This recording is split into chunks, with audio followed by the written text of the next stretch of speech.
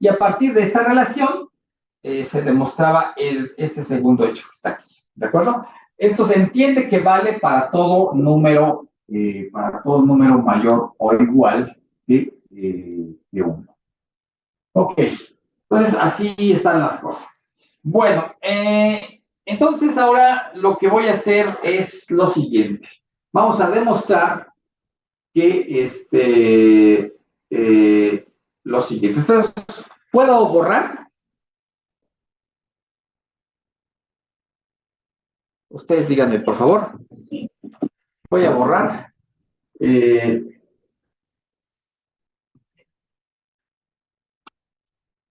Pues esto que acabamos de escribir demuestra lo siguiente. Le habíamos llamado S así mayúscula al conjunto de límites subsecuenciales de la sucesión Sn. O sea, ¿qué cosa es?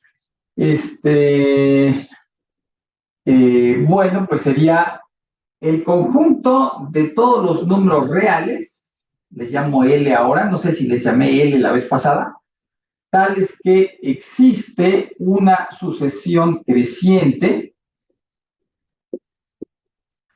de números naturales, tales que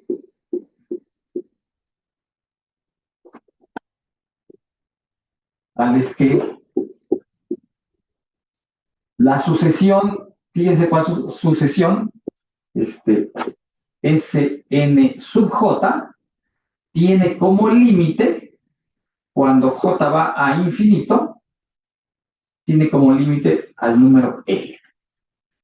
Ajá, entonces, eso es lo que estábamos considerando. Todos los números reales para los cuales existe una sucesión de números reales que sea creciente, y ese es importante este hecho, n1 más pequeño que n2, más pequeño que n3, etcétera, todos ellos números naturales, y si yo me fijo en aquellos elementos de la sucesión original cuyos índices son justamente los que están aquí señalados, esa sucesión tenga como límite el número L.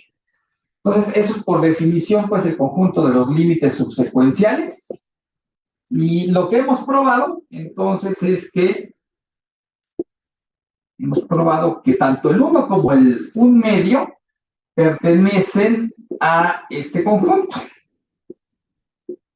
O sea, el conjunto formado por estos dos elementos pertenece a S. Así que el conjunto S es no vacío, hay al menos dos elementos, y lo que queremos probar es lo siguiente. Queremos probar que, o sea, como el límite superior queremos que sea igual a 1, entonces queremos probar que el 1 es igual al supremo de este conjunto y que un medio es exactamente igual al ínfimo de este conjunto. Así que, ¿qué es lo que tendríamos que hacer? Bueno, demostrar que cualquier otro elemento del conjunto S es algo que está entre un medio y 1. ¿De acuerdo? Eso es básicamente lo que tendríamos que hacer. Entonces, otra vez necesito borrar, pero ustedes díganme si puedo ir borrando. Yo déjenme ir por un poquito de agua.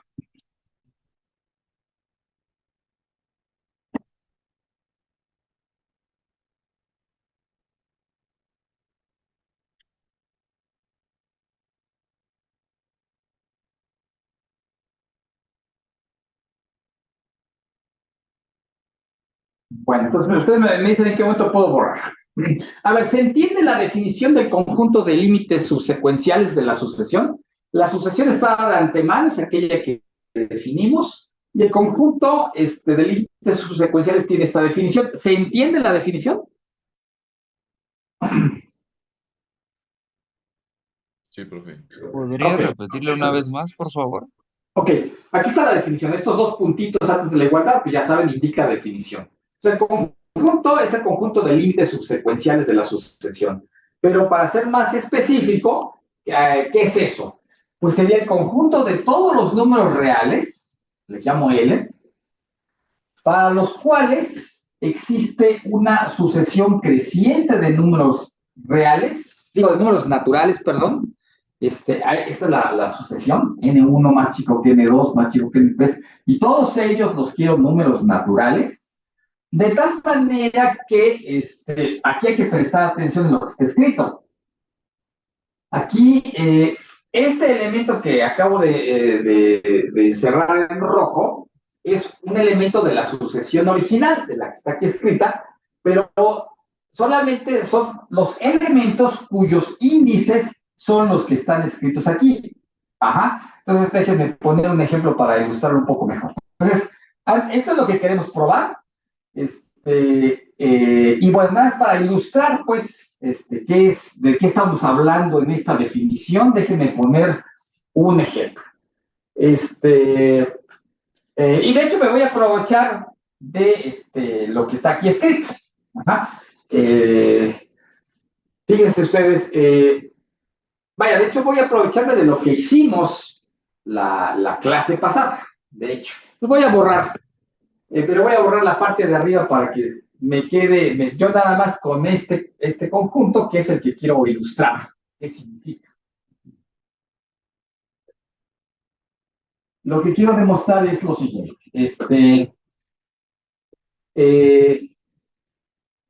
A ver, por ejemplo, hace un rato dije que la clase pasada habíamos demostrado que la subsucesión de los que tienen índice par tiene límite 1/2. ¿Ah? Entonces, a ver, ejemplo. Cuando en palabras dijimos la subsucesión de los que tienen índice par es 1/2, eso lo dijimos hace unos minutos. Entonces, lo que quiero es que entendamos a qué me refiero con esto que estoy subrayando en rojo. O sea, simplemente es esa subsucesión viene el límite 1/2. Entonces, simplemente lo que quiero señalar es a qué subsucesión me estoy refiriendo, porque esa es la que, según esto, tiene límite 1/2. Bueno, ¿cuál es esa que acabo de señalar? Bueno, pues entonces lo que estoy diciendo es que los que tienen índice par, o sea, S2, S4, S6, S8, esos fueron una sucesión cuyo límite es 1/2 según la afirmación anterior. Y algo similar cuando hablé de las que tienen índices impares. A ver, entonces, cuando dije que la subsucesión de los que tienen índices impares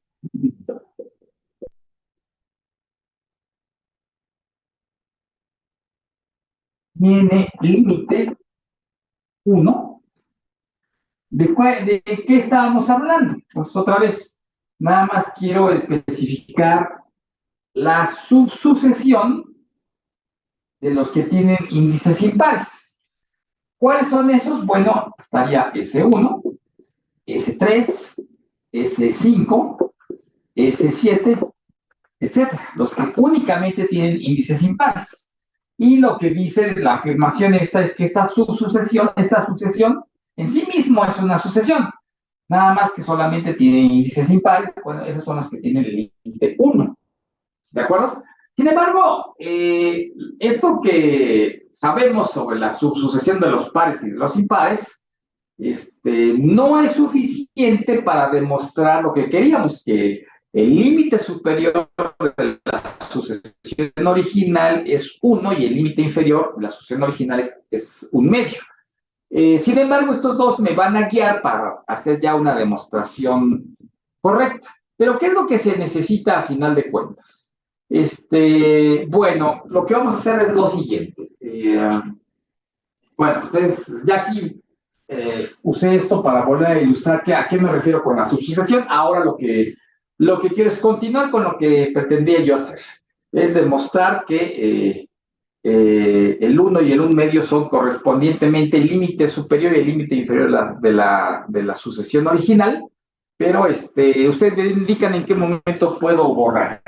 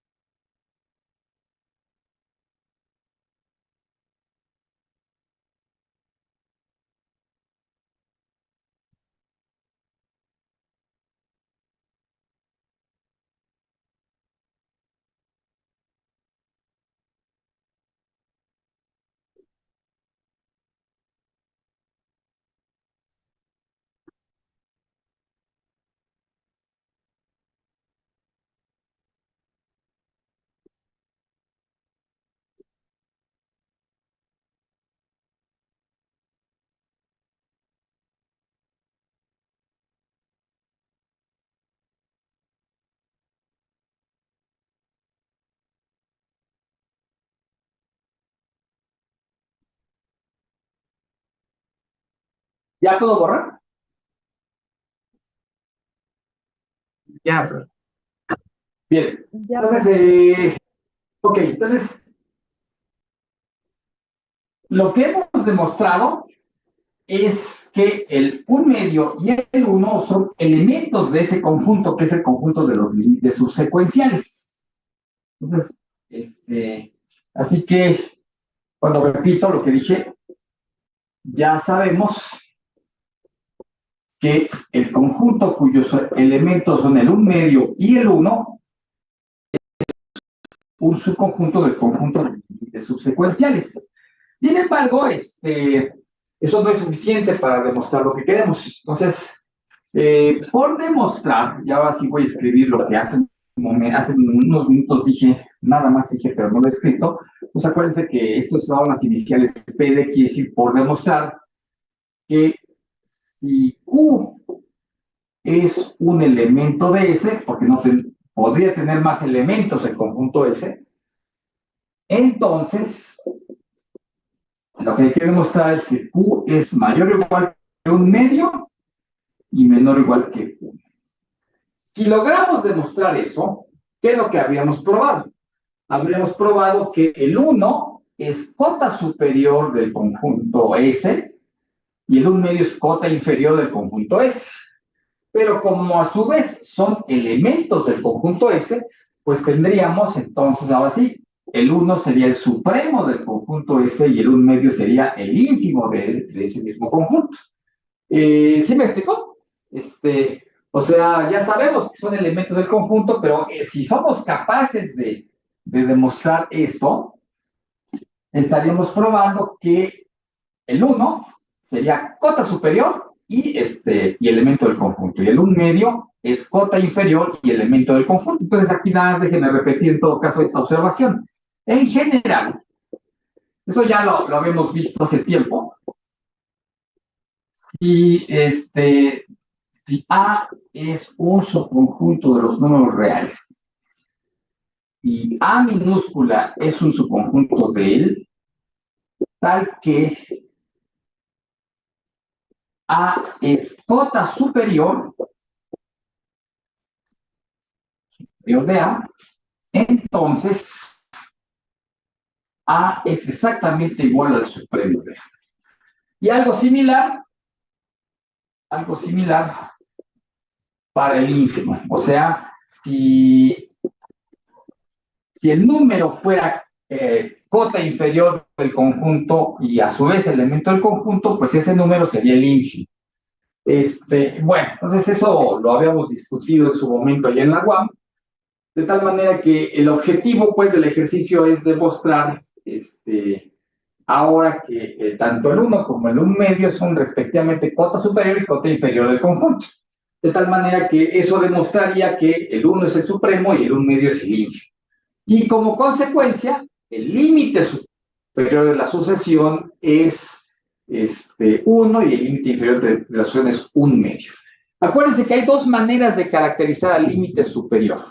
Una de ellas es definirlo como el supremo del conjunto de límites subsecuenciales. Y la segunda forma, que es en muchos sentidos más práctica, es que es el ínfimo del supremo de bla. ¿Se acuerdan? Ahorita lo reescribo. Y uno usa ambas caracterizaciones dependiendo qué es lo que convenga. Entonces, bueno, voy a ir borrando aquí arribita para hacer la prueba.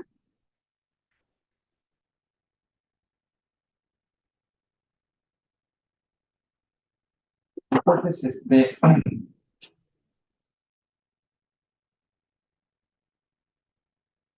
sea Q un elemento de ese cualquiera, absolutamente cualquiera. ¿Qué quiere decir eso? Bueno, pues entonces, acuérdense de la definición del conjunto S. Lamentablemente no la puedo estar escribiendo a cada rato, no la puedo dejar escrita, porque el pizarrón es demasiado pequeño. Pero, ¿qué quiere decir pertenecer al conjunto? Quiere decir que existe una sucesión creciente de números naturales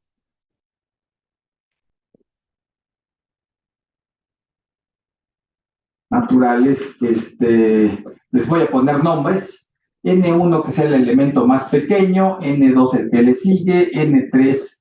Pues noten, estos son números naturales, pero nadie ha dicho que sean pares o que sean impares, simplemente son números naturales, aquí pueden ir revueltos pares e impares.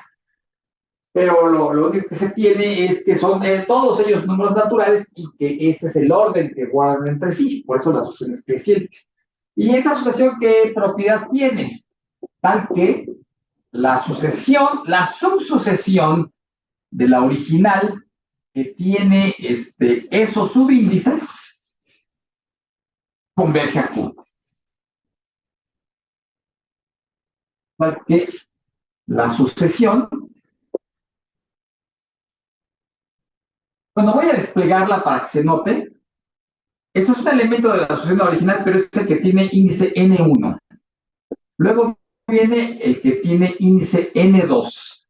Luego el que tiene índice N3. No 3, sino N3. Y así. O sea, estos son los índices. Estos que estoy encerrando en rojo son los índices de estos elementos de la sucesión original. Por ejemplo, que este fuera el 8, el 10 y el 14, pues entonces sería el elemento número 8 de la sucesión original, el elemento 10 de la sucesión original y el elemento 14 de la sucesión original. ¿Me explico? Entonces, son los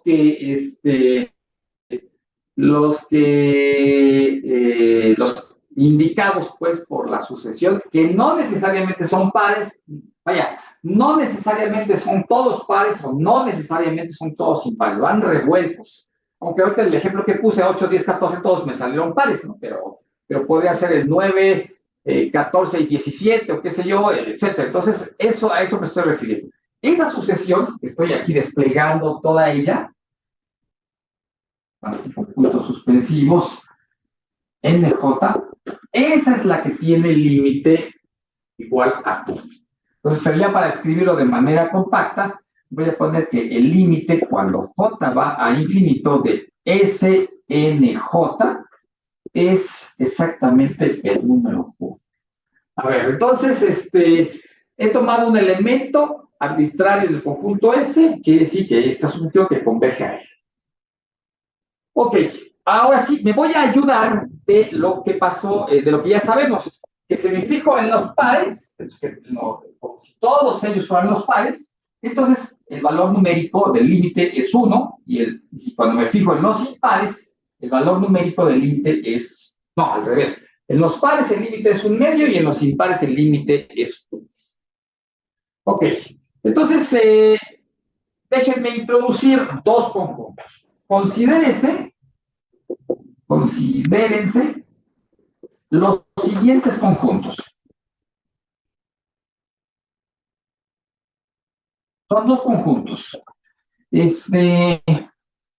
Bueno, entonces el primero de ellos es A, que consiste en todos los números naturales que tienen la cualidad de que MJ es par. Y voy a llamarle B. Voy a borrar aquí arribita.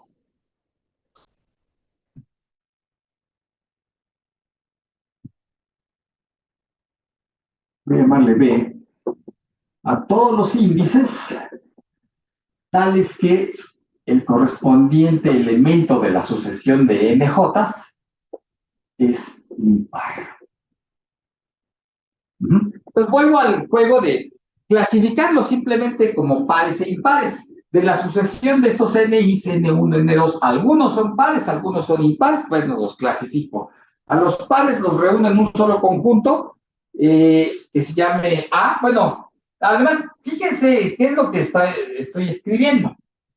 En realidad no estoy hablando de la colección de los NJs, sino de los índices de esos conjuntos. O sea, todos los J's que el correspondiente NJ es par. Y aquí estoy hablando de todos los índices J cuyo correspondiente NJ es un número impar. Así que el que es par o impar es el NJ.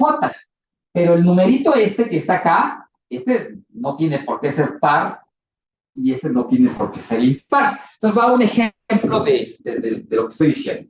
Estoy considerando estos dos conjuntos. Entonces, déjenme escribirlo aquí como paréntesis, nada más para que quede claro. Voy a decir con A. Los elementos de A no necesariamente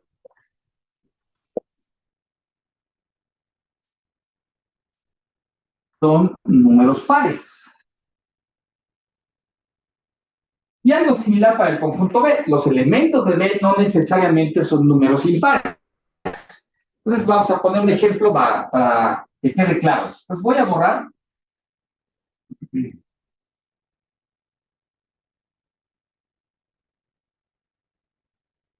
Entonces vamos a poner un ejemplo así. Digamos, a nivel de ejemplo, que N1 sea 3, N2 sea 7, N3 sea 10, que N4 sea 14, que N5 sea 17, que N6 sea 21. ¿Okay? Bueno, digamos, pongo los primeros 6. Digo, evidentemente no puedo escribir todos, porque hay una infinidad, pero digamos con los primeros 6. Entonces, a ver, enunciemos algunos elementos del conjunto A, aquellos que el correspondiente NJ es impar. Entonces, a ver, me fijo en cada índice. Me voy al 1, J igual a 1, ¿qué dice N1? N1 es 3. Entonces, como N1 es 3, entonces el número 1 pertenece al conjunto B. ¿Por qué? Porque N1 es impar. Ahora me voy a N2.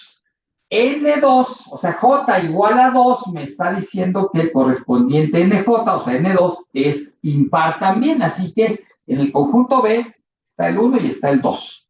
Pero ahora me voy a J igual a 3, y aquí dice que N3 es 10. Como N3 es 10, entonces el número 3 sí pertenece al conjunto A. El número J igual a 4, como N4 es 14, es par. Así que el 4 efectivamente es un elemento del conjunto A. El 5, ¿qué pasa? J igual a 5 es tal que N5 es 17, ese es impar, entonces es 5, y el N6 vuelve a ser impar, o sea, J igual a 6 también vuelve a ser impar. Entonces, digámoslo así. Claro, me faltan más, ¿no? Pero ahí está la ilustración que yo quería.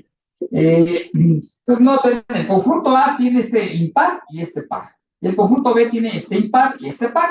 Impar y par. De tal manera que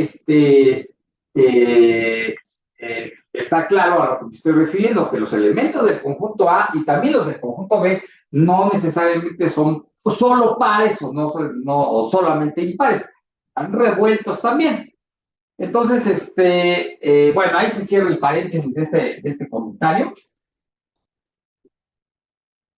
Porque a lo que voy es, de todas formas, A y B, se nota en este ejemplo, A y B son dos conjuntos ajenos. Y si revisamos la definición abstracta, A y B son conjuntos ajenos. Son dos conjuntos ajenos y aquí lo importante es que no solamente son conjuntos ajenos.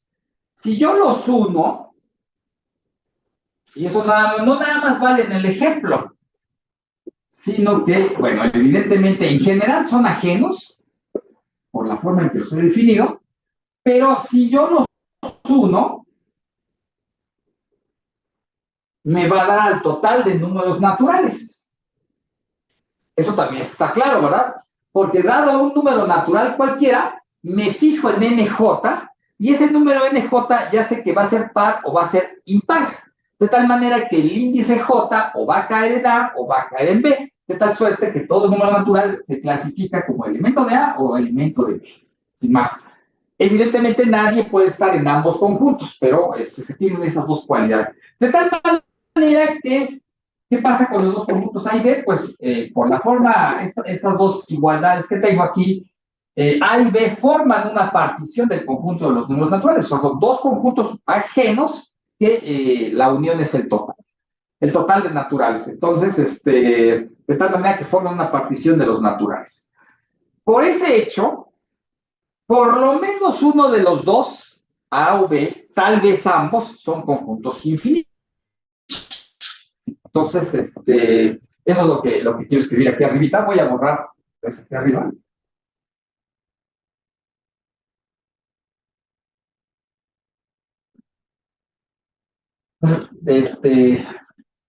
Bueno, lo voy a escribir. A y B, por lo tanto, A y B forman una partición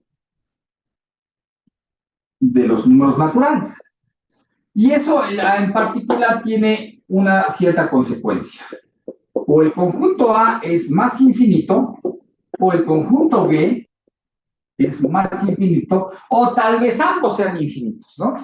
Por ejemplo, si A estuviera formado por los pares y B por los impares, pues ahí ambos son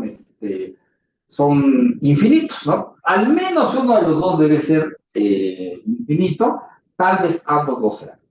Entonces vamos a suponer que, supongamos que es A el que es infinito.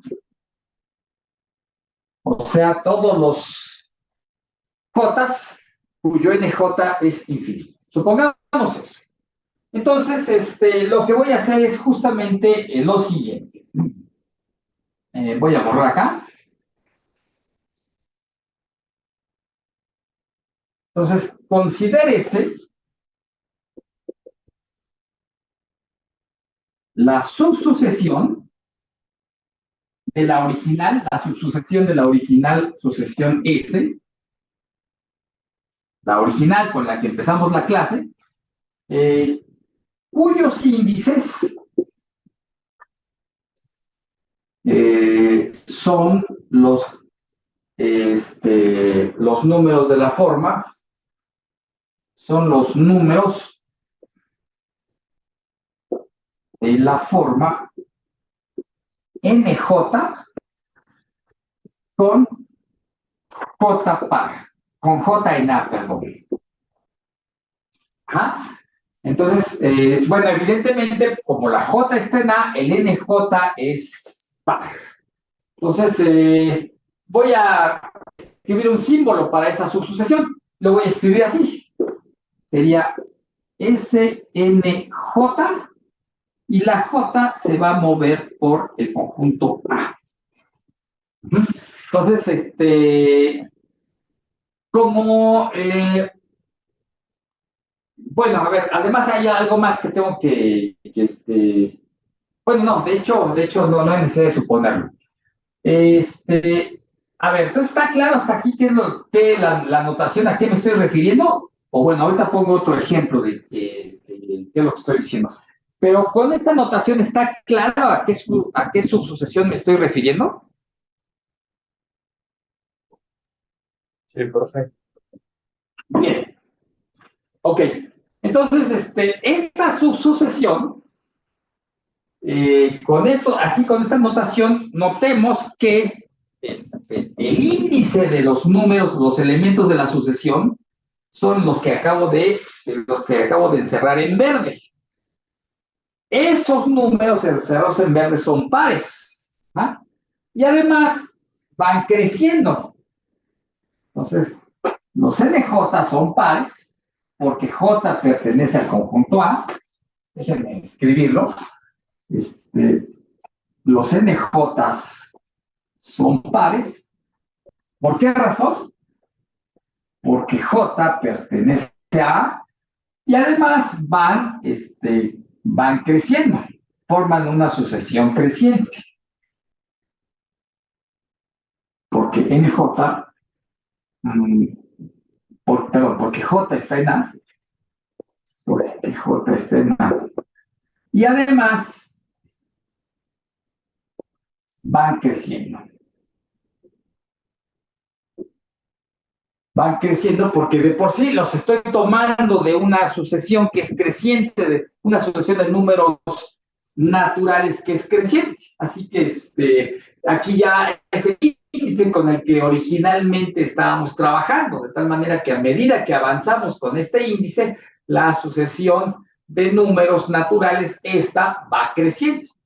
Así que por ese hecho, esta sucesión es una sucesión creciente. Y en consecuencia, la sucesión completa, o sea, cuando dije esta, me refería yo a la verde, esas van creciendo y en consecuencia esta sucesión es la subsucesión de la original. Acuérdense, las subsucesiones de una sucesión se forman considerando como subíndices elementos de la misma, de la misma sucesión, pero sus índices siguen teniendo el orden, van ordenados del más chico al más grande, sigue siendo creciente la sucesión. Sí, así que aquí tengo esta subsucesión es una sucesión de la original, pero como los NJ son pares, eso me lleva a la siguiente conclusión. Por lo tanto, esta subsucesión, la que está encerrado en rojo, SNJ con J en A, esta misma es una subsucesión de la subsucesión de los que tienen índice par.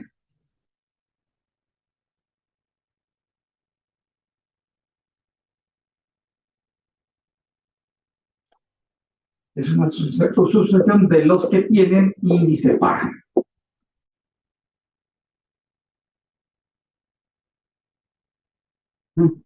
Y por lo tanto, el límite de esta subsucesión con J moviéndose en A, y evidentemente J yendo para infinito, esa tiene el límite 1,5. ¿Por qué razón? Bueno, la razón es muy sencilla. Estos índices son pares. Estos que estoy encerrando en verde son pares. Y van creciendo. Así que por el hecho de ser pares y van creciendo, esa es la razón por la cual es una subsucesión de los pares.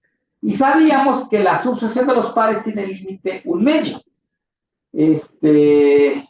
Así que esa tiene subsucesión 1,5. ¿Ok? Bueno, aquí ya en este punto hemos demostrado algo que es muy importante. Ahorita que lo que dije con el conjunto A, lo voy a repetir con el conjunto B. Pero aquí hemos hecho lo siguiente. Originalmente lo que sabíamos es que lo que hasta donde quedó la clase pasada, sabíamos que los que tienen índice par convergen a 1,5, toda la sucesión de índices de índice par converge a 1,5, y también sabemos que los que tienen índice impar convergen a 1. Pero ahorita lo que hicimos fue considerar una subsucesión arbitraria. Y de esa subsucesión arbitraria a los índices los clasificamos en pares. Bueno, digamos, pensamos en los que son pares y los que son impares de la sucesión original. Y hasta el momento lo que hemos probado es que en caso de que hubiera un número infinito de pares en esa subsucesión, el límite sigue siendo un medio. O sea, dada una subsucesión arbitraria con índice par, el límite es un medio, o sea que está muy bien. Algo similar debe pasar con los impares, entonces no se olviden de esto. Tomamos una subsucesión original, una sucesión arbitraria de números naturales, y en caso de que hubiera una infinidad de pares, esa sucesión de pares tiene límite un medio. Entonces, noten cómo ya estoy abusando del lenguaje. ¿Por qué? Porque dije sucesión de pares. O sea, me estaba yo refiriendo a los elementos de la sucesión original, a estos, y ya a estos les estaba yo llamando pares. Pero en rigor estricto, estos son números reales nada más. Ni siquiera tienen por qué ser enteros. Entonces, cuando hablo de la sucesión de los pares, estoy pensando en que los índices son pares. Estos son los que son pares. Y bueno, entonces, sí se entiende, es que es muy común este abuso del lenguaje, por razones más o menos obvias, porque es demasiado hablar. De tal manera que es importante distinguir a lo que estamos refiriendo. Cuando estoy hablando de la sucesión de los pares, estoy pensando en aquellos elementos de la sucesión cuyo índice es par. Pero no lo digo todo completo, porque si intento decirlo todo completo, incluso me puedo equivocar porque es demasiado para decir. Por eso, también, si uno no presta atención, puede uno caer en confusiones en ese sentido. Pero bueno, espero que esté claro lo que estoy diciendo. Bueno, ahora vamos a hacer un trabajo similar, pero con el conjunto B. El conjunto B, bueno, eso es suponiendo que A es un conjunto infinito. Suponiendo que B también es un conjunto infinito, bueno, ahora voy a pensar que, otra vez, consideremos ahora SNJ, pero J moviéndose en B. Entonces, ¿qué quiere decir? Que de la sucesión original, donde algunos índices son pares y otros son impares, ahora me estoy fijando en aquellos en donde el índice de los elementos de la sucesión, o sea, que estoy encerrando, es un número impar, y en consecuencia el subíndice pertenece al conjunto B. Así las cosas, suponiendo que este conjunto B fuera infinito, entonces esta subsucesión sería una subsucesión de los impares, y en consecuencia el límite sería 1. Entonces, este conjunto es subsucesión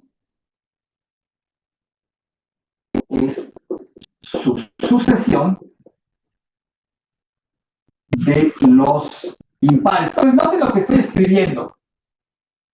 Hace un momento lo hablé, ahorita lo estoy escribiendo, pero ojo, no sé, hay que entender a qué me estoy refiriendo. Entonces lo voy a escribir otra vez entre paréntesis.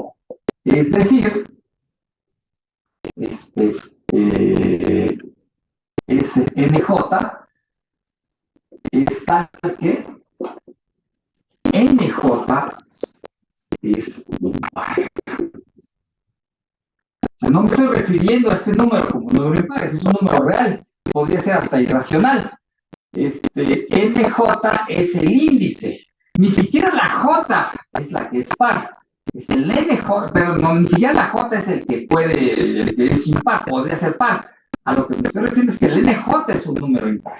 Entonces, así que uno debe tener cuidado con esa terminología, porque esta simplificación, si no se entiende correctamente, puede generar confusión.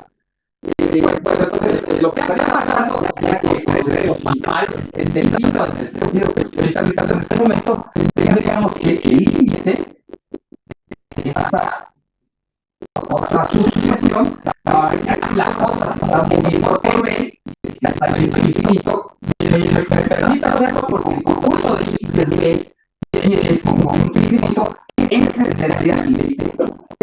Entonces, ¿qué es lo que tenemos? Tenemos lo siguiente. Voy a poner la parte de abajo.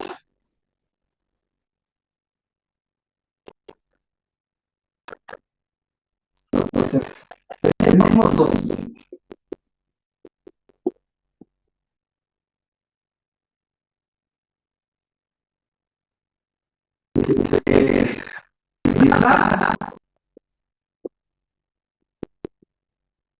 Cualquier sucesión creciente, sucesión en números naturales creciente, N1, N2, N3, etc.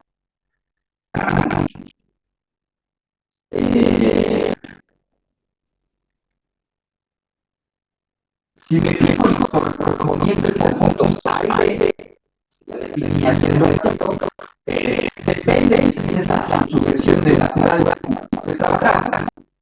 Porque si yo cambiara de sucesión de crecientes, no las crecientes de trabajo que estoy trabajando, el conjunto A y B van a ser distintos, seguramente, porque estoy cambiando de sucesión.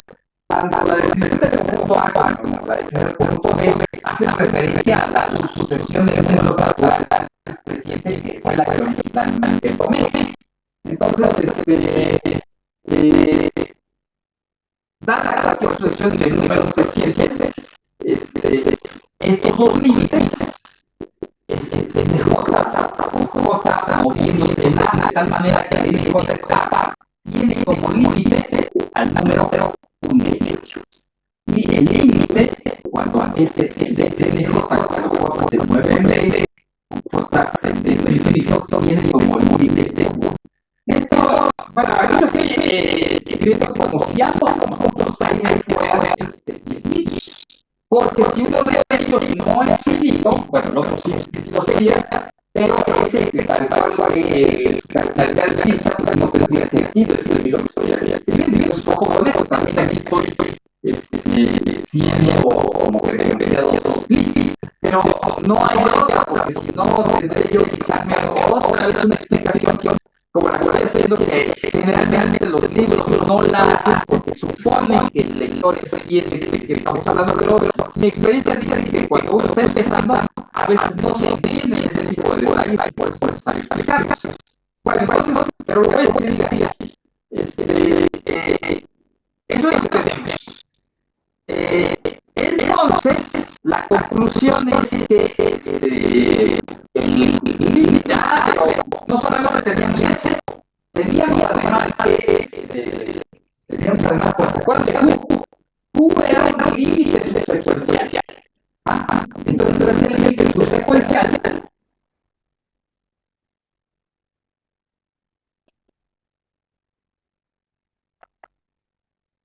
Pero, entonces,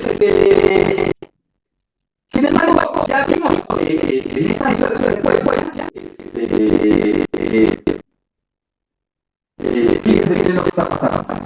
Es un elemento de eje, es un límite subsecuencial, pero resulta que la sucesión completa, toda la sucesión completa, no nada más cuando el subíndice J se mueve por A, el subíndice J se mueve por B, sino completitas tiene límite Q.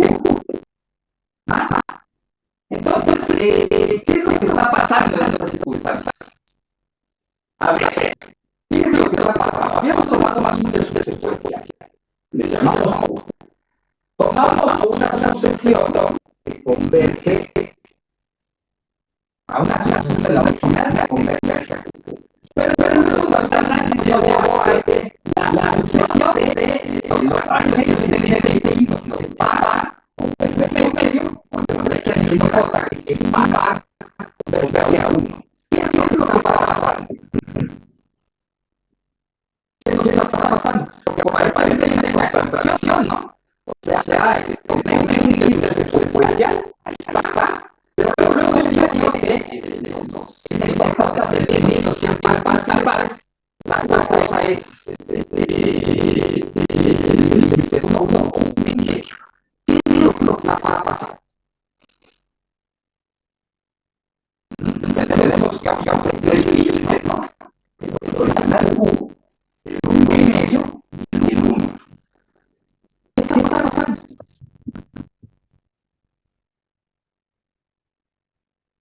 A ver. ¿Cómo conciliar el hecho de que pues aparentemente hay tres límites? ¿Cómo resuelvo la situación? Es aquí donde hay que reflexionar un poco y sobre todo reflexionar un poco sobre las cardinalidades de los dos conjuntos, el conjunto A y el conjunto B. Acuérdense, hace un momento habíamos dicho que por lo menos uno de los dos tiene que ser infinito. Y la razón de eso es que la pareja de conjuntos A y B forman una partición de números naturales. Obligadamente, por lo menos uno de los dos es infinito. ¿Ah? Pero la presencia de este Q me está obligando a que alguno de los dos forzosamente sea finito. Fíjense ustedes, lo voy a escribir acá. Entonces, ¿cómo conciliar todo esto que estoy diciendo? Bueno, pues lo voy a escribir aquí como una afirmación y ahorita procedemos a demostrar. Afirmación. Alguno de los dos conjuntos,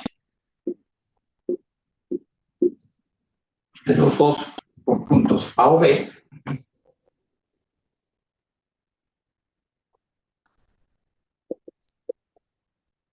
es finito o posiblemente vacío. Ajá. Esa es la afirmación. ¿Por qué? Bueno, pues va la demostración de la afirmación.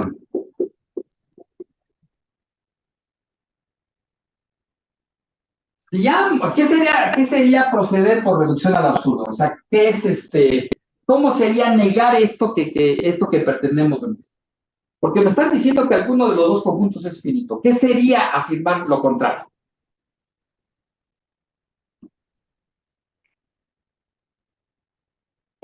Si no fuera cierto, no. Si no fuera cierto, ¿qué sería eso? Bueno, sabemos que por lo menos uno de los dos es infinito, pero aquí estamos afirmando que uno de ellos es finito, o sea, uno va a ser finito y el otro va a ser infinito. Ya sabemos que al menos uno de los dos es infinito y lo que queremos demostrar que no es imposible que los dos sean infinitos. Si no fuera cierto, entonces ambos serían infinitos, ¿sí o no? Entonces, ambos serían infinitos. Simplemente es negar lo que está escrito acá. Pero, de hecho, ya sabemos que uno forzosamente sí es infinito. Pero aquí estamos llegando a la conclusión de que ambos serían infinitos. Pero entonces eso sí sería, entonces eso sí me llevaría a una contradicción. ¿Por qué? Pues porque, como ambos son infinitos, entonces, bueno, no es porque. Como ambos son infinitos, entonces las dos sucesiones, la que yo escribí como SNJ con J en A y la que yo escribí como SNJ con J en B, ambas serían subsucesiones de la original. Ambas serían subsucesiones, ambas son subsucesiones de la original que yo tomé, de N1, N2, N3. Y como esa sí tiene límite, como el límite de las SNJs con J tendiendo a infinito vale Q, llegaríamos a la conclusión absurda siguiente. llegaríamos a la conclusión de que como esta sucesión tiene límite, todas sus subsucesiones tienen el mismo límite. Entonces, pues Q tendría que ser un medio y también tendría que ser 1. Y eso evidentemente es una contradicción.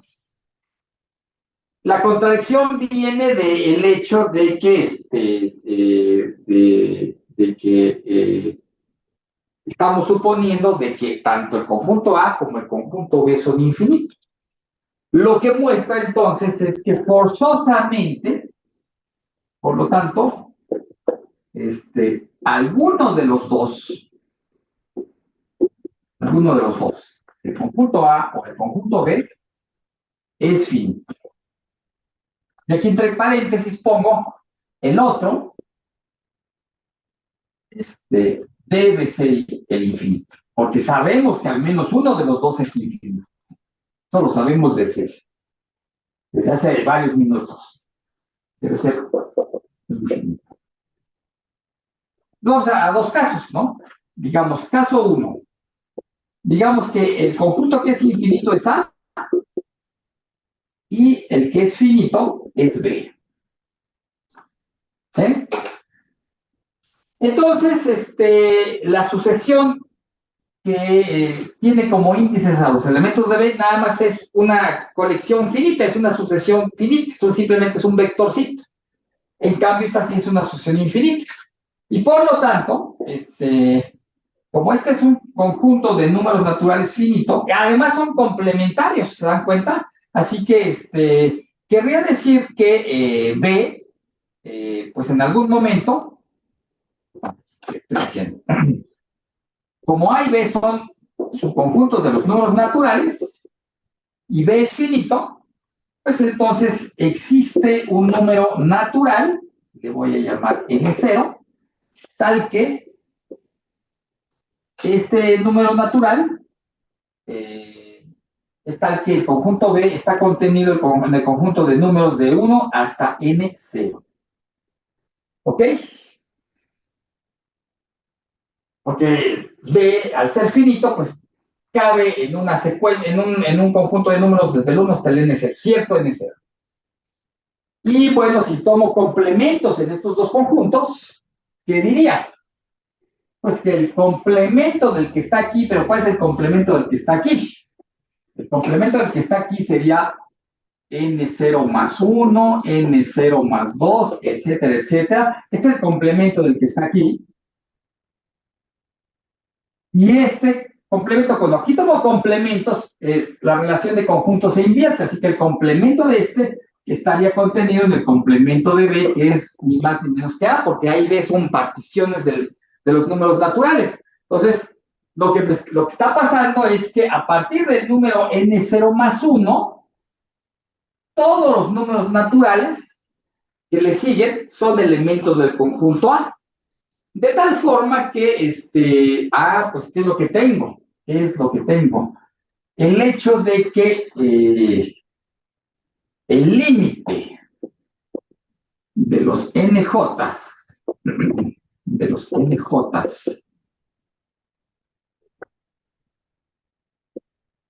NJ en A, de las SNs, de las SNJs, el límite cuando J va a infinito, pues tiene que ser, eso lo sabemos, eso tiene que ser, sabíamos que estos son los pares, ¿verdad? Esto daba un medio, pero como es una sucesión de la original, pues un medio tiene que ser exactamente igual a 4.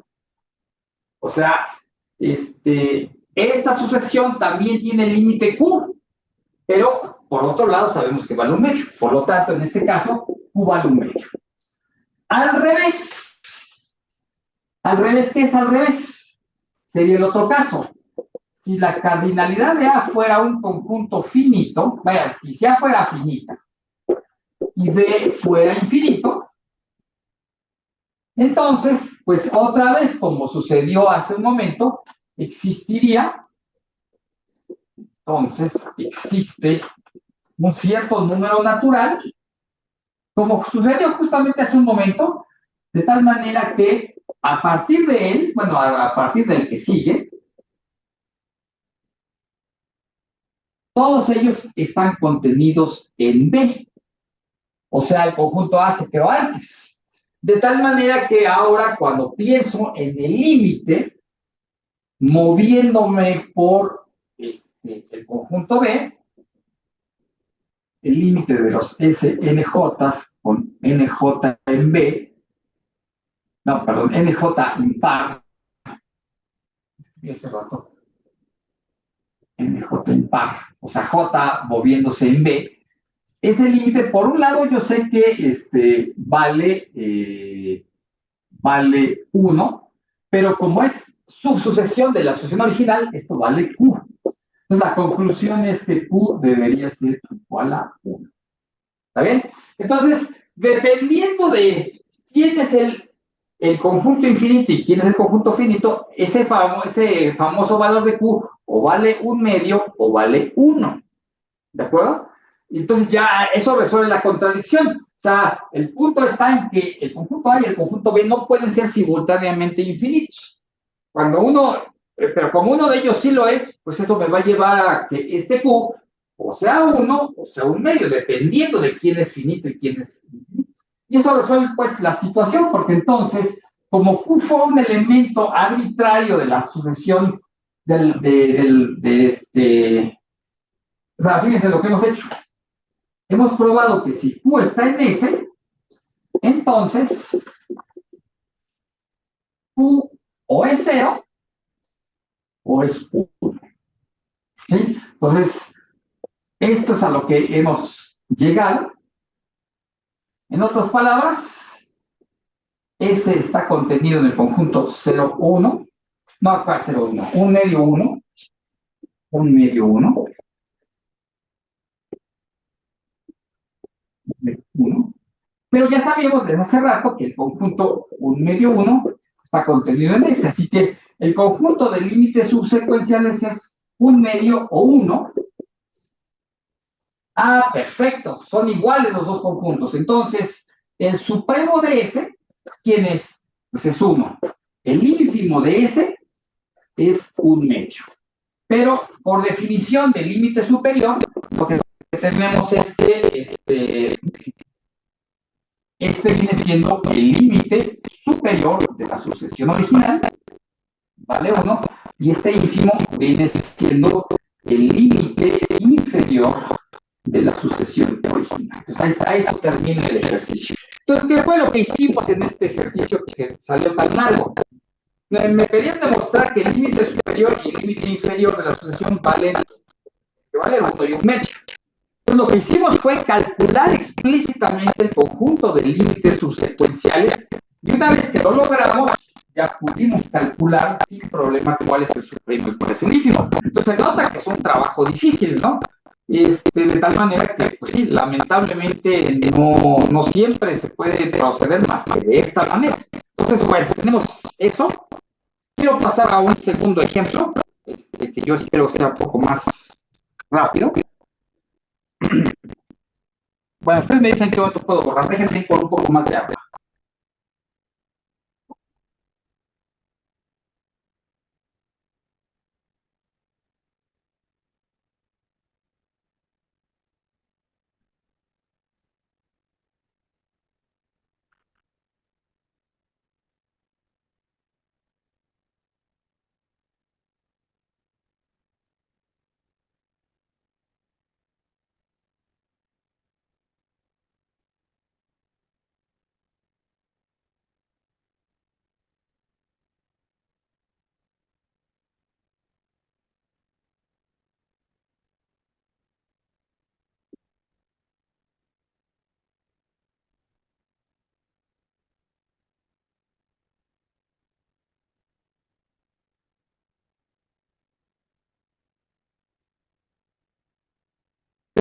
Me dicen en qué momento puedo borrar. A ver, ¿estuvo claro toda esta discusión? O sea, es un primer ejercicio para calcular el límite superior y el límite inferior de una sucesión. Y literalmente lo que hicimos fue usar la definición del límite superior y límite inferior, pero eso prácticamente nos obligó a calcular el conjunto de todos los límites subsecuenciales, cosa que no siempre se puede hacer. Aquí fue relativamente fácil y ya se dan cuenta lo que pasó. Claro, como tuve que hacer muchas explicaciones acerca de los subíndices, también por eso se hizo difícil, pero en la medida que uno va entendiendo el manejo de los índices y los subíndices, también se van simplificando las cosas. Entonces, ustedes me dicen que me puedo borrar.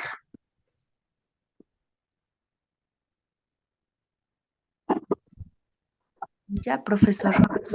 Bueno, voy a borrar para poner otro ejercicio. No sé por qué tengo la impresión de que ya se los había yo puesto, aunque lo hicieran ustedes, de hecho, pero creo que vale la pena que yo lo haga para que, para ilustrar un poco más de qué se trata. El ejercicio dice así, entonces digamos, problema número 2. Sea AN una sucesión de números reales, tal que el límite, cuando n va a infinito de AN, existe y es igual a L. A ver, algo que no me acuerdo si lo dije, pero quiero decirlo aquí para que no se me olvide. Una simbología que es completamente sinónima a esta y que muchas veces para mí es más práctica. Entonces, de una vez se los paso. Decir esto que está aquí encerrado en verde, o sea, que el límite de la sucesión es L, es lo mismo que escribir lo siguiente.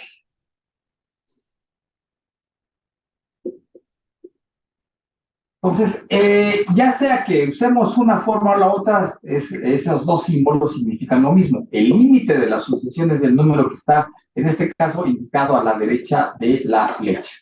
Entonces, y muchas veces, para mí, es más sencillo usar esta nomenclatura que esta. Así que a veces usaré una y a veces otra. De preferencia empezaré a usar esta para que se vayan a acostumbrar.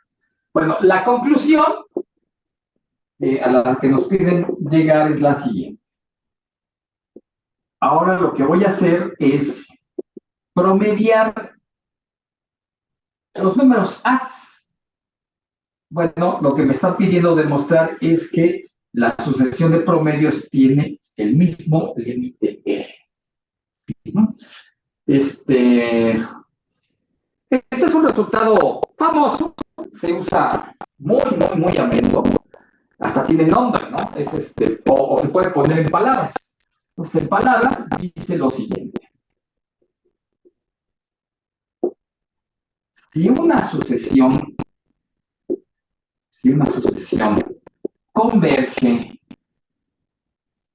converge a un número,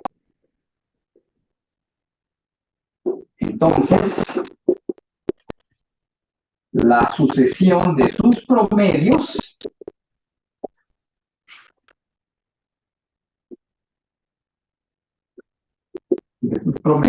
también converge al mismo número.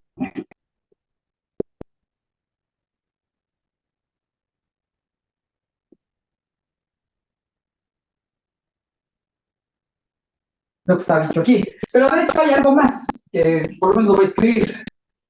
La afirmación recíproca es falsa. El recíproco es falso. O sea, podemos tener una sucesión cuyos promedios sí converjan a algo, pero la sucesión misma no. Entonces, el recíproco es falso.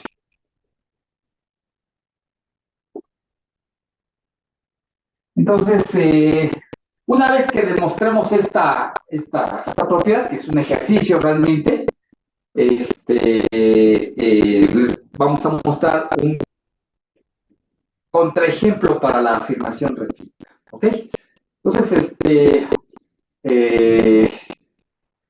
y bueno, ese es un ejercicio interesante, pues es interesante porque, vaya, así como lo estoy presentando, parece un ejercicio más, simplemente, ¿no? Más. Pero este es un resultado que es muy usado en ciertas ramas de las matemáticas, por ejemplo, en la teoría de probabilidad o en la teoría de estadística, es un resultado muy socorrido, ¿no? Y sobre todo el hecho de que el recíproco es falso es una cosa muy interesante. Entonces, siempre van a pasar algo de estar aprendiendo sucesiones, pues no, por ejemplo, medios. Los medios que utilizan esta expresión la que hace, mejor que hace sumar los medios el de la asociación y tiene bastante ya. Eso me refiero con medios, los medios. No me interesa justamente a este hecho. Pues ustedes me dicen en qué momento puedo borrar.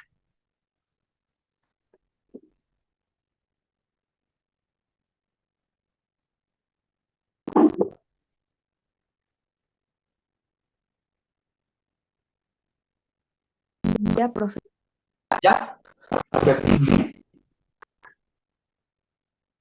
Bueno, ustedes me dicen si mejoró o no mejoró la visibilidad. Prendí una lámpara, pero esa lámpara me juega un truco que no puedo controlar. Aparece ese foco, por eso es que tengo que estar puesto aquí del lado izquierdo para que a ustedes no les llegue ese reflejo.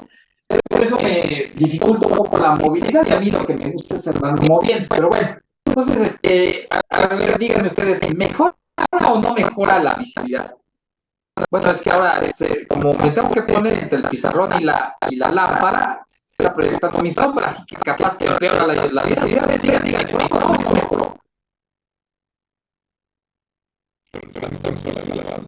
La lámpara, perfecto. Si es que del otro grupo, esa mediodía, ahí sí no me quedó la lámpara, que me inclinación, pero ahora sí le toda la lámpara, ustedes sacan la lámpara, no sé dónde poner la lámpara, no genere el reflejo ese que Ok, entonces, bueno, voy a probar entonces para poder aclarar la demostración.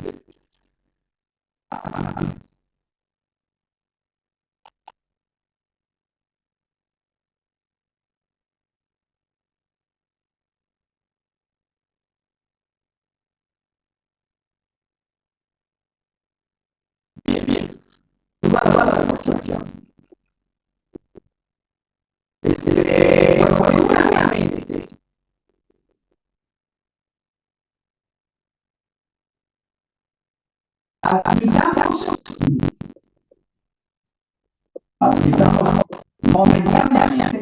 admitamos momentáneamente,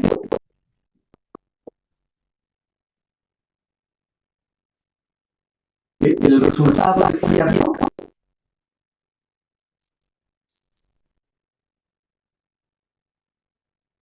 Para cuando L vale 0. ¿Ah? O sea, si una sucesión de números reales tiene como límite 0, entonces la sucesión de sus promedios también va a tener límite 0. Y lo que voy a hacer es ahora tomar un número arbitrario L y una sucesión que converja a ese número L y demostrar que los promedios convergen a ese. Entonces, o sea, lo que quiero es reducir todo el problema a la situación en que L es igual a 0. Porque con lo que voy a escribir ahorita en lo que queda del pizarrón, voy a demostrar que ese simple caso ya me ayuda a demostrar el caso general. Entonces, de una vez lo voy a hacer para que nos demos cuenta. Entonces, sea AN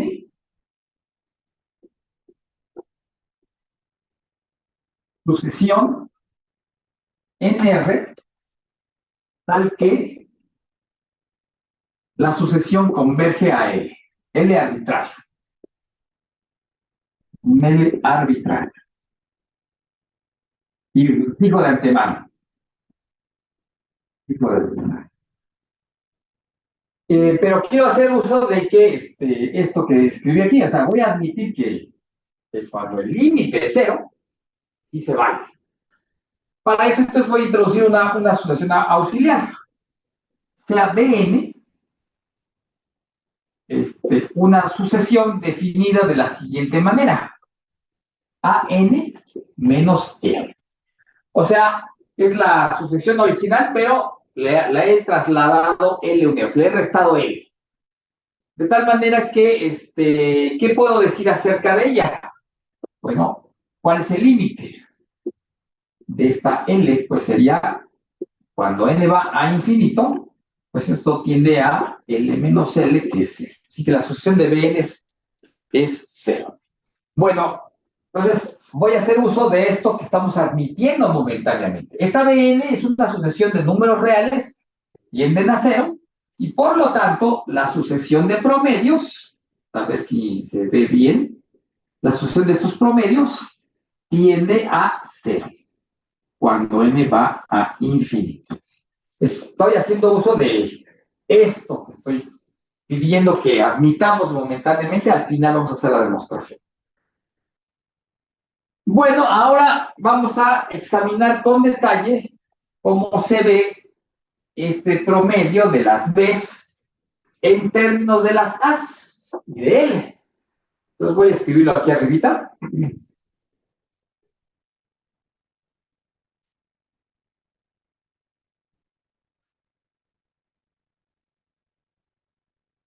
Pero la sucesión de B's, bueno, el promedio de las B's. Perdón, aquí estoy escribiendo una tontería. Fíjense lo que escribí aquí. Puse n aquí, puse m acá y puse m acá, y el índice de la J, el índice de la suma le puse J. Es una tontería. Aquí se entiende que como el índice de la J el índice de la suma es J, aquí tendría yo que escribir J.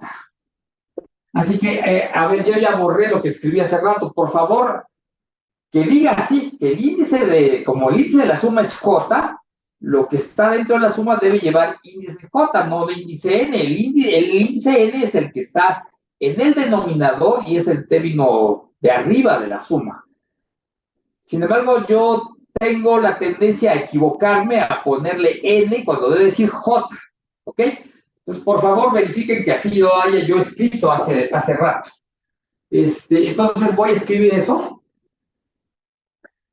Bueno, pues simplemente es esto. BJ, ¿quién es? Es AJ menos L.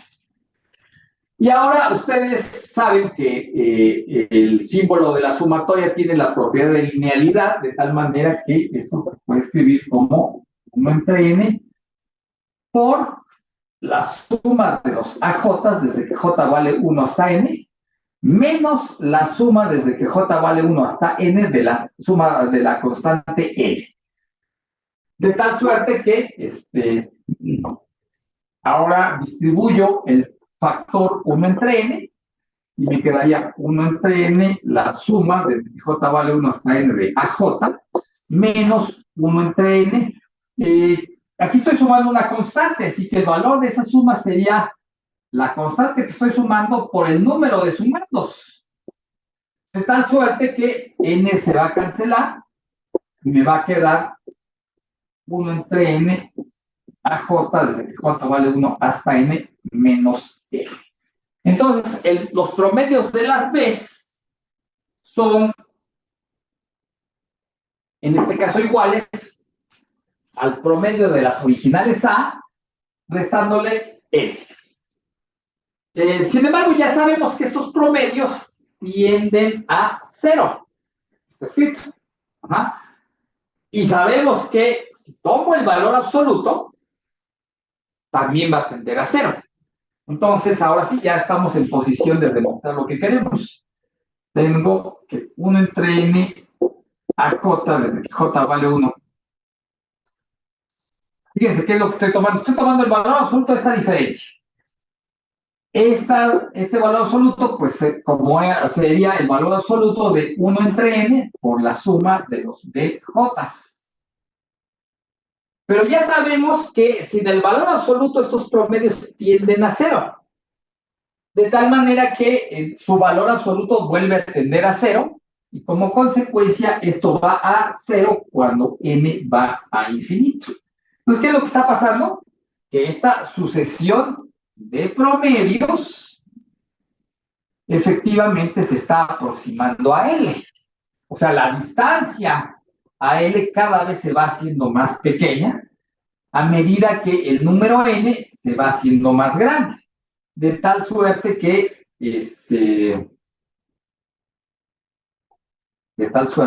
lo que tenemos es que la sucesión de promedios, en efecto, tiene como límite L, cuando N va a infinito. Y eso es lo que terminaríamos probando, pero no tenemos como pendiente el que el promedio de las veces efectivamente vaya a ser.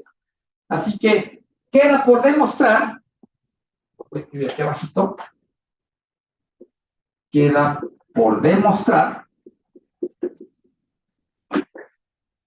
que los promedios de las veces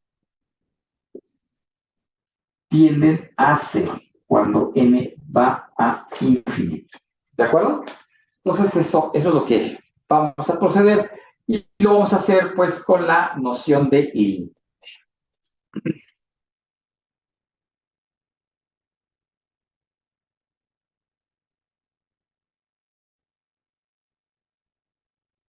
Bueno, entonces ustedes me dicen en qué momento puedo borrar para demostrar esto. Ahí sí lo vamos a hacer con la definición de límite. Dado epsilon, existe n, bla, bla, bla, bla, bla.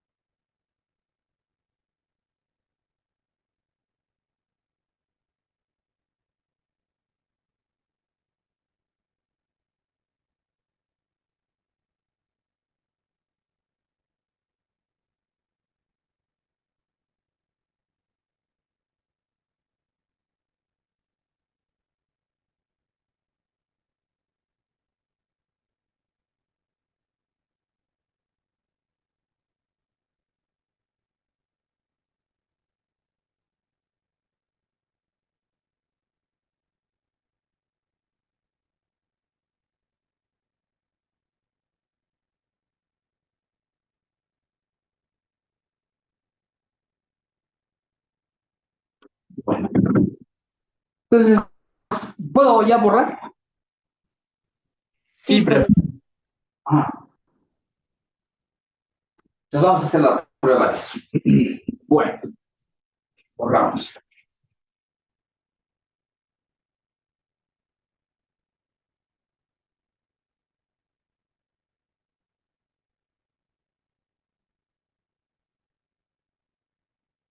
Entonces, ¿qué es lo que vamos a demostrar? Por demostrar que para cada epsilon positivo existe un número natural tal que si n minúscula es mayor o igual que este número natural, esto implica que el valor absoluto de el promedio de las veces de 1 hasta n,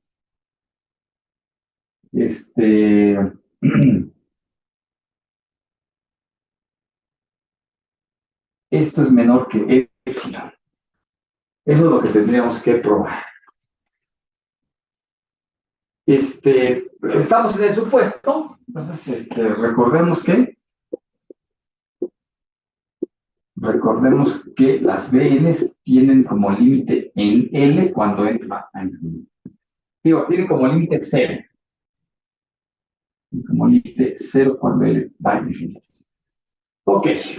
Entonces, ¿de dónde? Voy a comenzar con epsilon arbitrario y voy a intentar encontrar la n que me está, que me andan pidiendo. Bueno, entonces, dado epsilon arbitrario, vamos a usar el hecho de que las BNs por sí mismas tienden a 0. aplicado a la epsilon, ¿eso qué me diría? Por lo tanto, existe un número natural, le voy a llamar N1, tal que si un número natural es mayor o igual que N1, entonces el valor absoluto de la Bn es menor que epsilon. Ajá. Aquí, está ya. Eso es simplemente, pues estoy haciendo uso de el hecho de que las Bn tienen un límite cero. Y ahora, bueno, no se me ocurre de dónde más poder tomar algún número natural. Aquí ya me están ofreciendo uno. ¿Será ese el que sirva para lo que yo pretendo hacer aquí? Pues vamos a intentarlo. En realidad, no va a ser precisamente lo que vamos a obtener. En realidad vamos a necesitar de otro N1, de otro N, que haga el trabajo. Sin embargo, ahorita no se nos ocurre de dónde va a salir esta N. Va a intervenir en la construcción de pero a ver, tratemos de ver qué consecuencias tiene el simple hecho de que N1 existe con esta propiedad. Entonces, vamos a tomar promedios. Tomamos los promedios de la siguiente manera. Voy a borrar arribita.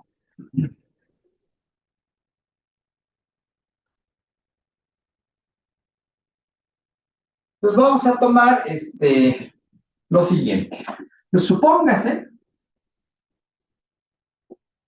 que n es un número mayor o igual que esta misma n1. Lo único que sabemos es que se cumpliría esta desigualdad para n mayor o igual que n1, pero aventurémonos a intentar ver qué pasa con el valor absoluto del promedio. A ver qué pasa. Entonces lo que voy a hacer es lo siguiente. La suma que va de 1 hasta n, como esta n es mayor o igual que n1, la voy a partir simplemente como, bueno, de hecho el término 1 entre n que está aquí, de una vez lo saco del valor absoluto para irlo cargando, pero fuera para que yo pueda trabajar un poco más cómodamente dentro del valor absoluto. Entonces saco 1 entre n y la suma la voy a partir desde que j vale 1 hasta n1, de los pj's, y lo que me hace falta de la suma sería la suma desde que j vale n1 más 1 hasta n, de los bj's. Entonces noten que aquí dice que la n es mayor o igual que n1. Si n fuera exactamente igual a n1, bueno, pues aquí diría n1, aquí diría n1, y esto en realidad sería lo que se llama una suma vacía, porque no estoy considerando índices superiores a n1. Eso sería una suma vacía, pero eso se interpreta como cero, ¿no? Pero pensémoslo así de esta manera. Entonces, simplemente es una observación de que si n fuera igual a n1, esta suma debe entenderse como cero, porque es suma vacía. Ok. Así las cosas, ahora lo que quiero hacer es lo siguiente.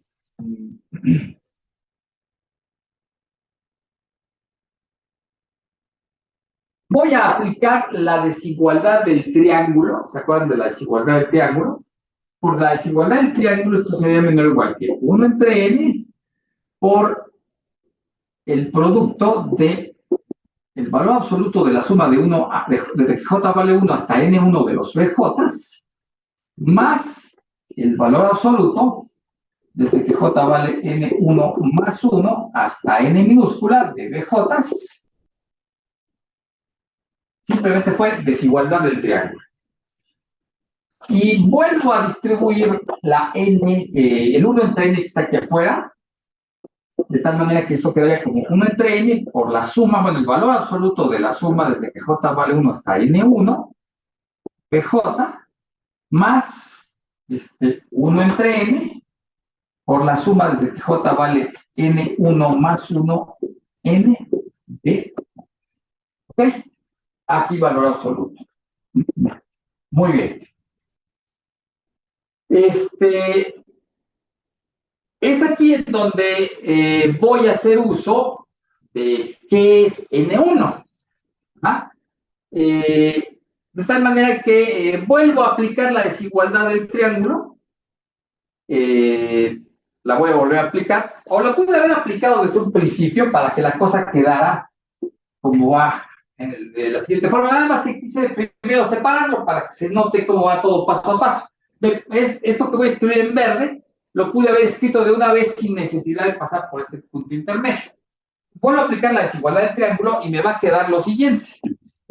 Quedaría menor o igual que 1 entre n, la suma desde que j vale 1 hasta n1 de bj, más 1 entre n, la suma desde que j vale n1 más 1 hasta n minúscula de los valores absolutos de los bj. Así que esto lo pude haber hecho desde hace un rato.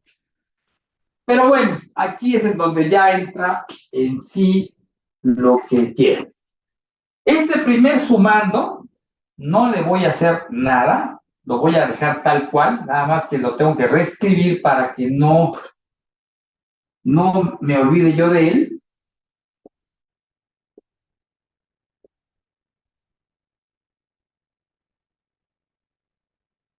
Y el otro sumando, fíjense qué es lo que está pasando. Aquí el índice de la suma es después de N1. Y los sumandos son los valores absolutos de los BJs. Pero resulta que el N1 tiene la cualidad de que los valores absolutos de los BJs son menores que epsilon siempre y cuando la J sea un índice superior a N1. De tal manera que todos estos valores absolutos son números más pequeños que epsilon. Y eso es justamente lo que voy a escribir acá arriba.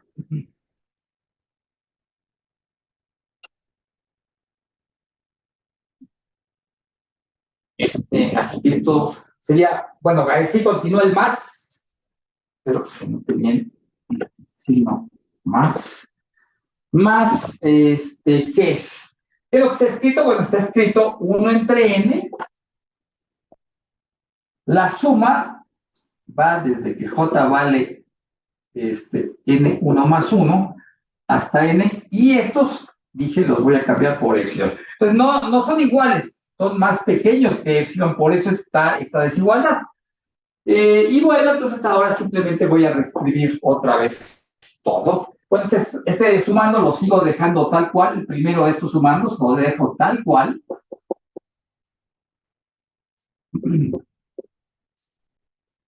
Y esta segunda suma, pues sí la voy a hacer explícitamente. Estoy sumando una constante. Entonces, ¿cuál es el valor de la suma de una constante? Sería la constante que estoy sumando por el número de sumandos que hay en esa constante. ¿Cuántos sumandos hay en esta suma? O sea, ¿cuántos números? Déjenme hacer un paréntesis para hacer el cálculo. Fíjense, los índices de la suma van desde n1 más 1, van de 1 en 1, van creciendo de 1 en 1 y terminan en n. ¿Cuántos hay? Porque ese es el número, ese factor es el que va a ir a multiplicar a epsilon. ¿Por qué? Porque estoy sumando una constante. ¿Cuántos elementos hay en ese conjunto?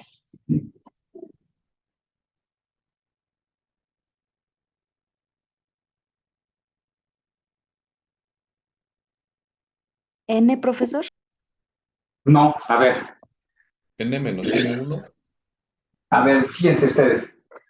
Ese es el conjunto que me interesa. Son números naturales. Si yo los empezara a contar desde el primero, desde el 1 hasta n son n. Ajá. Pero de ese conjunto, no quiero los primeros n1. Estos no los quiero, estos se los quito a este conjunto empezando en 1 para quedarme con el conjunto que me interesa.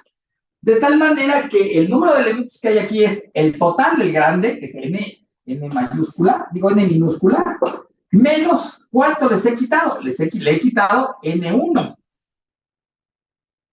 Y todavía tengo que dividir entre la n que viene aquí, con el que estoy dividiendo todos estos términos.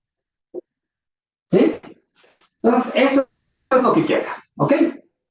Bueno, entonces la situación es muy... Bueno, aquí es en donde podemos hacer muchas aseveraciones. ¿Sí está claro? Entonces, ¿cómo es que obtuve esa expresión? Simplemente es un conteo de elementos. Bueno, voy a borrar a partir de acá.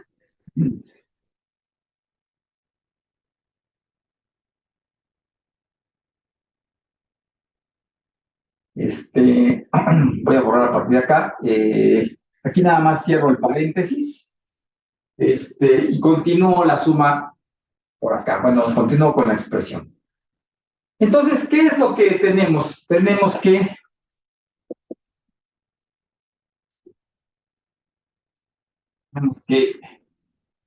si n es mayor o igual que n1, entonces el valor absoluto del promedio de las Bs pues resultó ser menor que todo esto. 1 entre n, la suma desde que j vale 1 hasta n1 de j más epsilon por n minúscula menos n1 entre n. ¿Ok?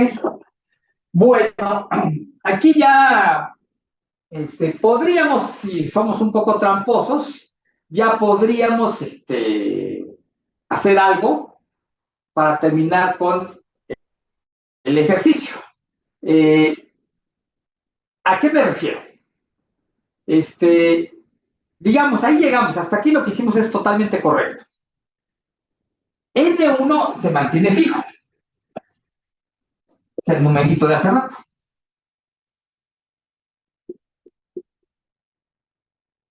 Y es n minúscula el que queremos soltar para infinito. ¿Ah? Entonces, en esas circunstancias, si hacemos n tender a infinito, nada más a ver si se ve qué es lo que está pasando. Los dos sumandos van a tener un cierto límite. El primero de ellos, vamos a examinarlo con detalle. El primero de ellos, como n1 es fijo, y aquí estoy sumando desde 1 hasta n1, y la sucesión de Bs está dada de antemano, así que aquí lo que tengo es un cierto número. Ese no se va a mover, la pura suma no se va a mover. Lo que se está moviendo es el término n que estoy haciendo tender a infinito. De tal manera que en este factor rojo, bueno, que encerré en rojo, lo que tengo es una cierta constante, que es la suma de 1 hasta n1 de los valores absolutos de los Bs, dividido entre n. N es lo único que se mueve a infinito, así que este límite va a ser 0. ¿De acuerdo? El otro sumando es todavía más interesante porque aparece epsilon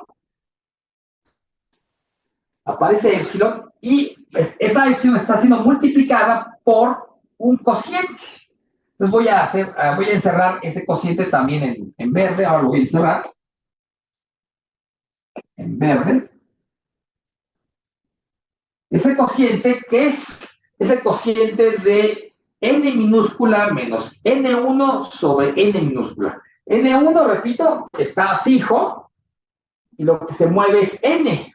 Ajá. Entonces, ese cociente son dos polinomios de primer grado en la variable n y ese cociente se está multiplicando por epsilon. Entonces, si así, fíjense lo que voy a hacer, si así suelto a infinito la n, este primer sumando se va a ir a 0, y este segundo sumando, ¿qué le va a pasar? Bueno, epsilon se mantiene como constante, así que es epsilon multiplicado por el límite del otro cociente, pero como el límite del otro cociente, ¿cuánto vale el límite del otro cociente? Déjenme escribirlo aquí. El cociente de los dos términos es ese, el que está multiplicando a epsilon. ¿Cuánto vale ese límite cuando n minúscula va a infinito? ¿Cuánto vale? Haciendo que n vaya a infinito. La n1 mayúscula es fija. ¿Cuánto vale ese límite? Vale 1. Entonces, si tomamos el límite cuando n minúscula va a infinito, este promedio va a tener, pues, lo que nos va a dar es que se va a mantener siempre más pequeño que épsilon. ¿Sí me explico? O sea, si hacemos eso, lo que va a quedar es que este término siempre se va a mantener más pequeño que épsilon. A medida que la n crece, no importa que la n minúscula crezca mucho, el valor absoluto de este promedio va a permanecer siempre menor o igual que épsilon, porque esto va a tender a 0 y esto se va a ir hacia épsilon. Entonces, lo que está pasando es justamente que esta expresión efectivamente la puedo hacer más pequeña que épsilon, siendo épsilon arbitrario. Entonces, oye, es un indicio de que efectivamente el límite este es 0, porque la épsilon yo la puse de antemano arbitrariamente pequeña. ¿De acuerdo? Sin embargo, hacerlo de esa manera no corresponde a lo que pretendíamos hacer. Encontrar la n tal que si pasa esto fuera más pequeño que épsilon. Sin embargo, voy a hacer uso de todo esto que acabo de platicar para encontrar esa n misteriosa que todavía está. Y efectivamente la n1 va a jugar un papel importante, pero no es lo único que va a jugar ese papel importante. Entonces, voy a ir borrando por acá, bueno, todo este comentario. Entonces, fíjense ustedes lo que voy a hacer. Como 1 entre n de la suma desde que j vale 1 hasta n1 de los bj, de los valores absolutos de los bj, esto dijimos que tiende a 0 cuando n tiende a infinito. ¿Por qué razón? Porque n1 se mantiene fijo. ¿Ah? Eso es una cosa. Y por otro lado,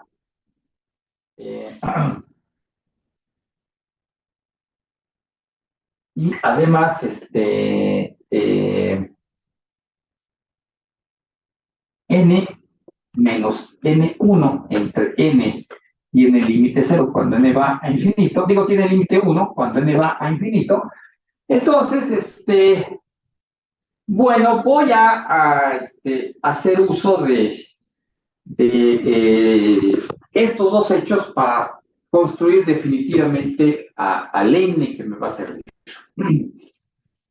Lo que voy a hacer es lo siguiente. Voy a, primero que nada, trabajar con esto. Dada la epsilon es esta.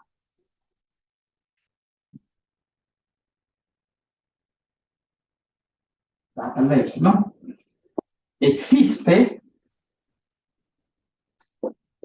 n2, otro número natural, tal que si n es mayor o igual que n2, entonces 1 entre n por la suma de las b's. Acuérdense que es el número de sumandos siempre se mantiene igual, que esto sea más pequeño que epsilon. Simplemente, o que epsilon entre 2 o que epsilon, no importa tanto. De tal manera que hay un cierto índice n en donde esto ya se hace más pequeño que epsilon. Bueno, pero esta n2 debe ser tal que efectivamente pueda yo construir, bueno, aquí no hay problema porque la n1 es la que ahí está, ¿no? Pero obviamente como estoy trabajando con n's mayores o iguales que n1, entonces voy a suponer que n2 es mayor o igual que 1. Entonces supóngase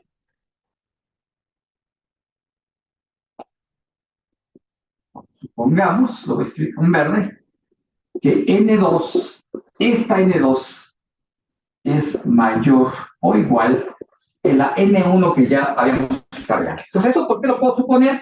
Porque si un número n2 tiene esta cualidad, la que está escrita aquí arriba, entonces cualquier número que sea más grande va a tener la misma cualidad. Ajá, porque si tomara yo algo más grande que n2 y hago esta suma con n's mayores o iguales que ese otro término más grande que n2, voy a obtener lo mismo. De hecho, voy a obtener algo más pequeño. Así que la desigualdad se va a cumplir con... la misma desigualdad se va a cumplir. Por lo tanto, puedo suponer que n2 es mayor o igual que n. De tal manera que, y no solamente eso, sino que además hay otra cosa que debo tomar en cuenta. Ahora vengo por acá. este hecho. Ya, yo sé que el límite vale 1, nosotros lo acabamos de ver. Sin embargo, noten ustedes que es un cociente de números naturales y de hecho el numerador siempre es más pequeño que el denominador, ¿sí o no? De tal manera que este cociente siempre es un número más pequeño que 1, ¿de acuerdo? Y eso es una ventaja porque entonces me va a permitir resolver las cosas de una manera un poco más, más claras. Porque, ay, sí, ese es un problema, el pizarrón tan pequeñito. Bueno, ya sabemos qué cosa es N1, ya sabemos qué cosa es N2. Necesariamente tengo que borrar. Entonces les digo que un pizarrón pequeñito es un problema para una clase de matemáticas. Pero bueno, entonces observemos además que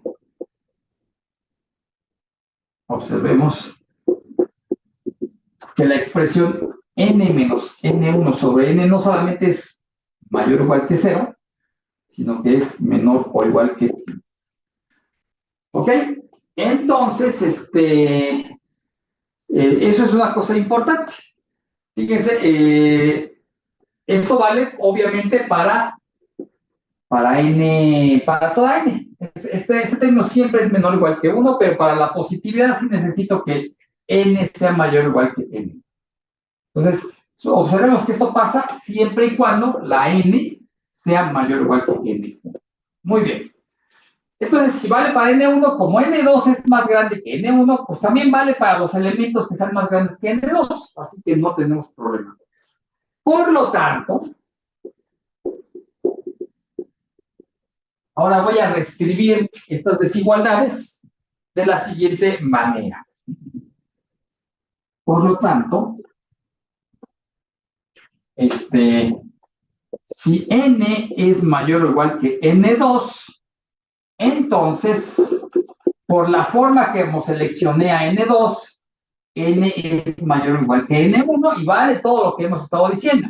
Lo que está ocurriendo entonces es que el promedio de las veces en valor absoluto resultó ser menor o igual que, bueno, voy a reescribir lo que tenía yo, 1 entre n por la suma, desde que j vale 1 hasta n1, la reescribo para que vean de dónde vienen las desigualdades.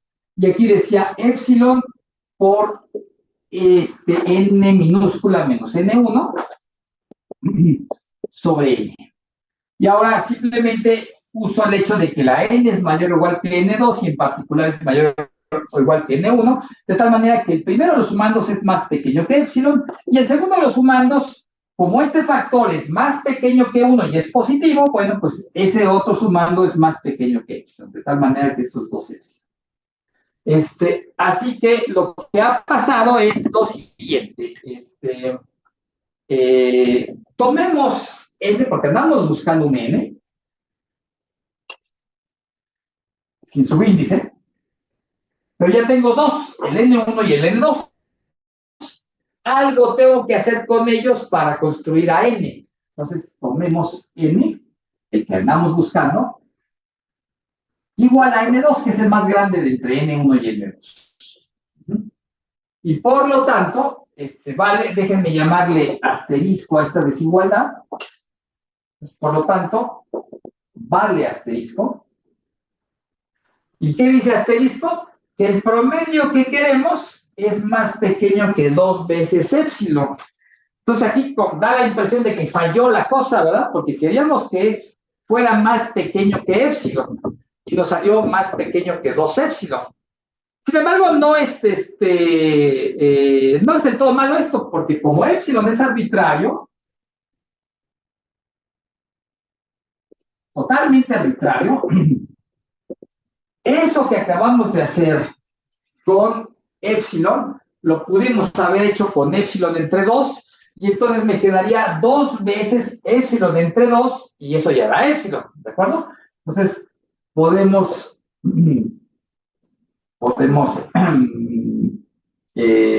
bueno, pues repetir, podemos rehacer lo mismo con epsilon entre 2. Y todo eso quedaría 2 veces epsilon entre 2, quedaría epsilon y ahí estaría resuelto el problema. Claro que aquí estaríamos quizás con la necesidad de cambiar al N1 y cambiar al N2, porque N1 y N2, los que obtuvimos hace rato, dependían del epsilon que habíamos seleccionado. Pero ahora pretendemos mejor manejar epsilon entre 2. Eso seguramente nos va a obligar a cambiar a N1 y N2, pero existen el N1 y el N2 porque lo dijimos de forma totalmente arbitraria, totalmente en abstracto. Así que lo que está pasando es esa relación. Entonces, insisto, se ve un poco engorroso esto.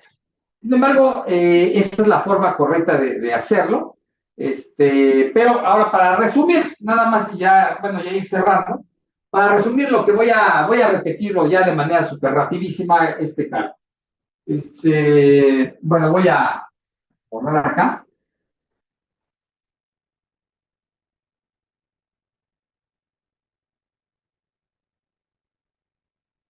Entonces, resumiendo, bueno, en resumen,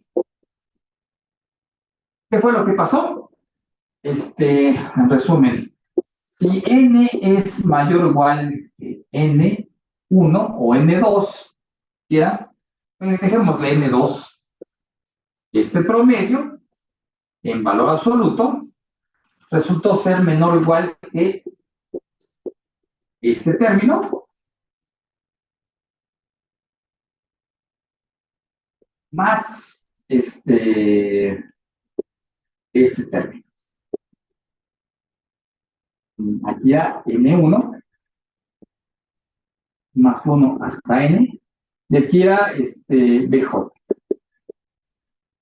Y luego resultó que el primero de ellos es menor que epsilon, el segundo es menor que epsilon por n menos n1 sobre n, y esto a su vez es menor que epsilon menos epsilon, y es el 2 epsilon, ¿no? Entonces, nada más ese es el resumen. A final de cuentas, todo lo que dijimos fue para demostrar esta cadena de desigualdades. Y dada la arbitrariedad de epsilon, eso demuestra que en efecto el límite del promedio, el límite del promedio de las Bs cuando n tiende a infinito es. Entonces es un poco engorroso. De ahí la importancia de hacer aparte el caso n igual a 2. A ver, ¿alguien me está haciendo una pregunta? Que si pueden grabar, por supuesto que pueden grabar. Voy a permitir grabar, pero de hecho ya estamos por terminar. Pero bueno, ustedes pueden grabar desde cualquier momento. Si no hay necesidad de que yo autorice la grabación, grábenlo, no hay problema. Ahora, si si necesitan de mi autorización, como yo estoy distraído aquí en el pizarrón, no me fijo en lo que dice la pantalla. Entonces díganme si pueden grabarlo desde un principio de la clase y ya les autorizo la grabación, ¿de acuerdo? Bueno, ahí está la demostración ya completa de lo que queríamos. Entonces, acuérdense, si tenemos una sucesión de números reales que tienen un cierto límite L, la sucesión de promedios también es. Falta el contraejemplo de una vez antes de cerrar la clase. El contraejemplo para la afirmación recíproca.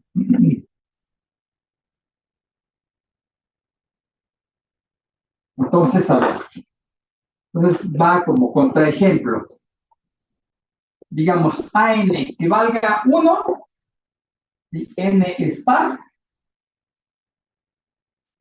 que valga menos 1 si N es impar. Unos y menos unos. De tal manera que el límite de la sucesión no existe. Porque hay una infinidad de veces que toma el valor 1 y una infinidad de veces que toma el valor menos 1, entonces no existe. Sin embargo, si los vamos promediando, ¿qué creen que vaya a pasar con los promedios de unos y menos unos?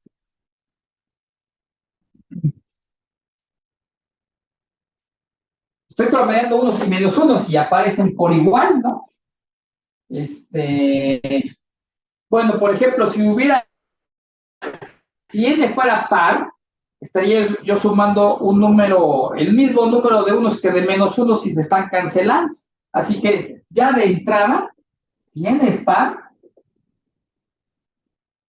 pues estaría yo sumando igual número de unos que de menos uno y ese promedio va a ser 0. Si n es impar, entonces hay más unos que menos unos, o al revés, hay más unos que menos unos. Pero si yo considero los valores absolutos, lo que estaría pasando es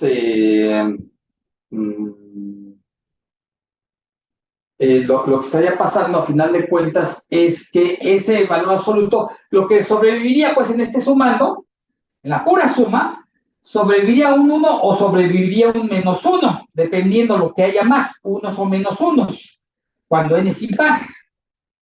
N es impar. Pero no importa, sobrevive un 1 o un menos 1, pero está dividido entre n de tal manera que el valor absoluto de lo que queda es 1 entre n.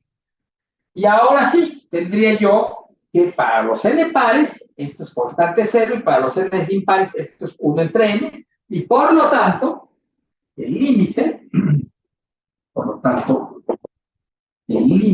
del valor absoluto de estos promedios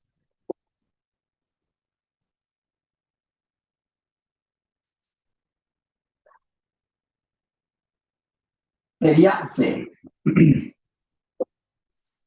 ¿Sí? Bueno, eso requeriría en todo caso de una demostración más cuidadosa, pero ya se entiende.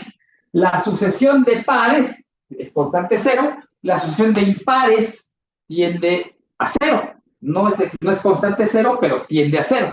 De tal manera que pues eso es lo que estaría pasando. Pues la próxima vez vamos a iniciar con un pequeño resultado que me va a ayudar a comprender con más cuidado este tipo de cosas, porque esta ya es la segunda vez en que aparece una sucesión en donde la sucesión de pares tiene un cierto límite L y la sucesión de impares tiene el mismo límite L, y ahora sí, la conclusión es que la sucesión completa tiene límite L. Esta es la segunda vez que aparece. Entonces, la próxima vez voy a iniciar con un teorema que me va a dar cuenta de ese hecho, ¿no? Así como para tenerlo en la cabeza, porque va a ser frecuente que ocurran ese tipo de cosas.